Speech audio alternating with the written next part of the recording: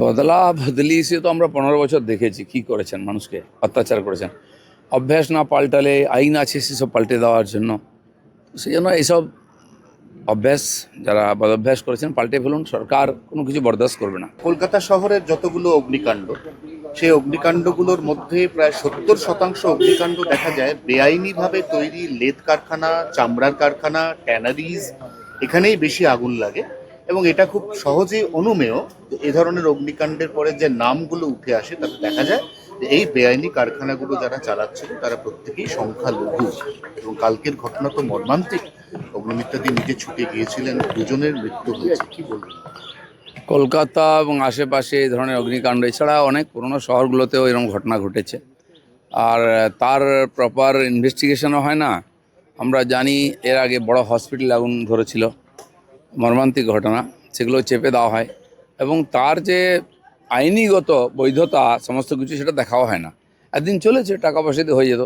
আমাদের সরকার সেটা বরদাস্ত করবে না। মাননীয় সিএম বলেছেন সব নিয়ম মেনেই হবে। যেমন যেমন মন্ত্রিসভা বিস্তার হবে, মন্ত্রীরা দায়িত্ব নেবেন, তারা প্রথমে এগুলো খুঁটিয়ে দেখবেন। সমস্ত ডিপার্টমেন্টে যা যা তার রীতিনীতি আছে, আইনগত ব্যবস্থা সব মেনে করতে হবে সবাইকে। আমিও সেজন্য আপিল করছি, সময় থাকতে এগুলো মেনে নিই। যা চলেছিল ওটা ঠিক চলেনি, ঠিক চলতে হবে, যাতে আমাদেরকে বেশি কড়া হতে না হয়। সেজন্য এখনও সময় আছে, সবাই আপিল করুন, বৈধভাবে ব্যবসা করুন। কেউ আপনার গায়ে হাত দেবে না, আপনার পেট কেউ ভাত মারবে না, এটা আমরা নিশ্চিত করছি। সেই জন্য বৈধভাবে ব্যবসা করুন এবং ভালো করে ব্যবসা করে লাভ করুন। আমরাও চাই আমাদের ইকোনমি স্ট্রং হোক, কিন্তু অবৈধভাবে কোনো কিছু করা যাবে না। তিলজলা, তপসিয়া, এই ধরনের জায়গাতে কুটির শিল্পের মতো বেআইনি কারখানা গড়ে উঠেছে। ডেফিনেটলি আপনি বলছেন আপনাদের সরকারের ট্যাক্সও, কিন্তু ট্যাক্সের কোনো মা বাবা নেই। দেখুন, কারখানা থেকে আরম্ভ করে ব্যবসায় সব জায়গায় বেআইনি চলে, এবং কি এই যে বিদ্যুতের সংযোগ সেটাও অবৈধ। কারখানা চলছে, মোজার জুতোর কারখানা, সেখানে বৈধ কানেকশান নেই। আপনারা জানেন মগরাহাটেতে ইলেকট্রিসিটি বোর্ডের তরফ থেকে গেছিল সেই কাটতে কানেকশান, তাদের উপর অ্যাটাক করা হয়েছিল, পালিয়ে এসেছিল পুলিশ। এটা আজ নয়, বহু বছর চলছে। সেই জন্য ব্যবসা করবেন, পয়সা কামাবেন, সরকারকে দেবেন, এটা নয়। সরকারের রেভিনিউ কম আসে, আর সরকারের সঙ্গে যুক্ত লোকেরাই অবৈধ কাজ করে, এগুলো চলবে না। আর সেই জন্য সরকারের রেভিনিউ দরকার। যত রিসোর্স আছে আমাদের সেগুলোও অবৈধভাবে ব্যবহার হয়। অলরেডি বহু জায়গায় অবৈধ গুন্ডা ট্যাক্স বন্ধ হয়ে গেছে, বালি পাথর ইত্যাদি কয়লার অবৈধ বন্ধ হয়ে গেছে কারবার। এই ধরনের ব্যবসাতেও যে ধরনের অবৈধ কাজ চলছে সেগুলো বন্ধ করতে হবে, নাহলেও বৈধ কানেকশন নিতে হবে। কেউ বলছেন যে মেসি কাণ্ডের ফাইল খোলা হবে, কেউ বলছে পুরনো সরকারের যে সমস্ত ফাইল রয়েছে অবৈধভাবে কাজ হয়েছে সেই ফাইল খোলা হবে। আপনি দুটো দফতরের দায়িত্ব পেয়েছেন, সেখানে যেখানে সন্দেহ আছে, মনে হচ্ছে অবৈধ কাজ হয়েছে, নিয়ম মেনে হয়নি, সব কটা রিভিউ করবো আমরা। এবং মেসি কাণ্ডের মতো এত বড় একটা কলকাতাকে বদনাম করা হলো যে ঘটনায়, যারা পেছনে আছে তাদেরকেও ডাকা হবে আইনের সামনে, এবং সাধারণ মানুষের টাকা যেভাবে লুট করা হয়েছে সে টাকা ফেরত দিতে হবে।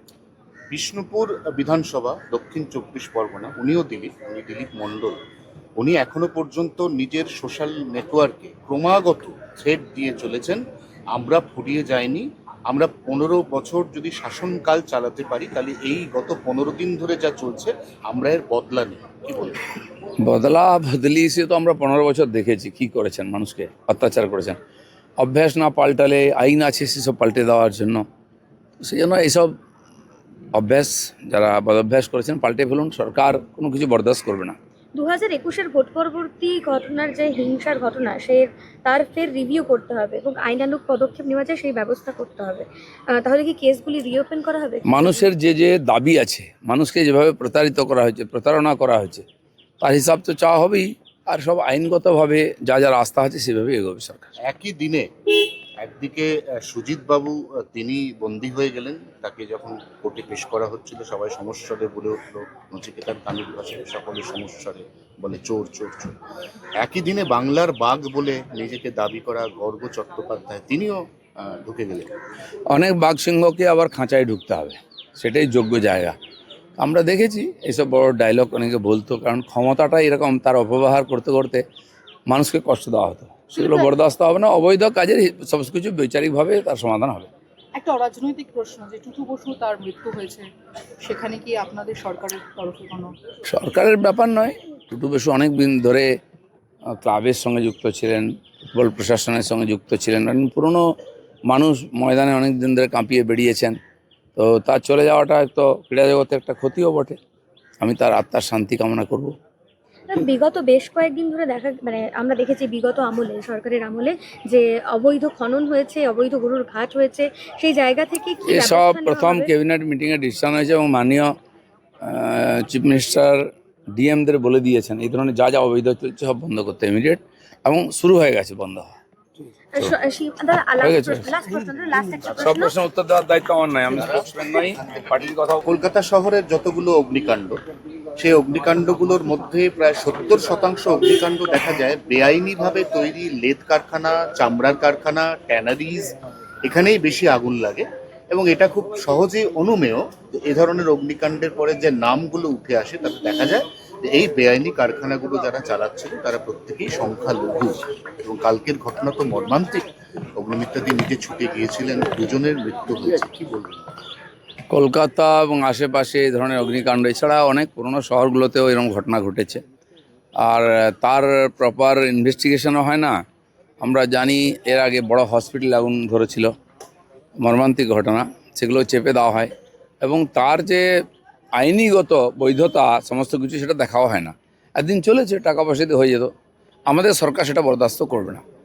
মাননীয় সিএম বলেছেন সব নিয়ম মেনেই হবে, যেমন যেমন মন্ত্রিসভা বিস্তার হবে, মন্ত্রীরা দায়িত্ব নেবেন, তারা প্রথমে এগুলো খুঁটিয়ে দেখবেন সমস্ত ডিপার্টমেন্টে যা যা তার রীতিনীতি আছে, আইনগত ব্যবস্থা সব মেনে করতে হবে সবাইকে। আমিও সেজন্য আপিল করছি, সময় থাকতে এগুলো মেনে নিই, যা চলেছিল ওটা ঠিক চলেনি, ঠিক চলতে হবে, যাতে আমাদেরকে বেশি কড়া হতে না হয়।